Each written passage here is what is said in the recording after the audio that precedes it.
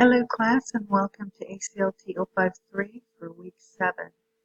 For this week in ACLT 053 online, you'll be working on the Health Week 4 discussion post, which is due at the end of the week, right after you've done the English 101 health essay and before that the peer reviews.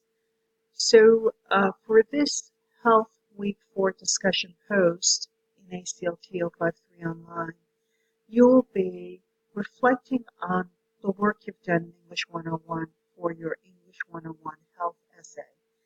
So it's an essay proposal and the common reading. So the question you will be answering, the questions you should be answering will be the following. What is your topic? Why did you choose it? Who is the audience for the essay? What will you need to consider included in your essay?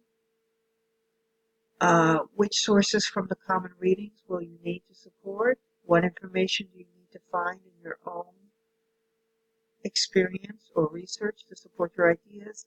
And what do you want the audience to know, understand, believe, or do by the end of the essay?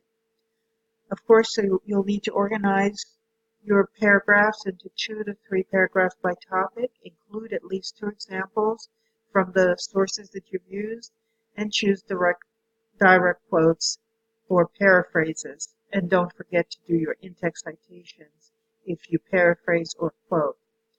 Use an MLA in-text citation as well as the MLA works cited page. And please don't forget to respond to at least two students' posts.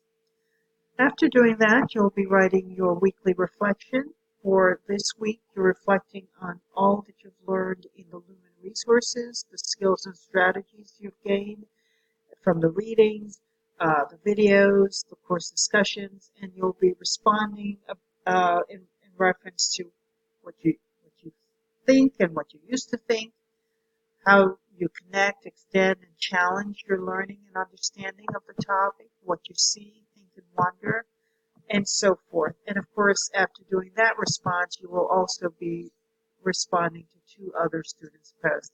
I hope this was helpful.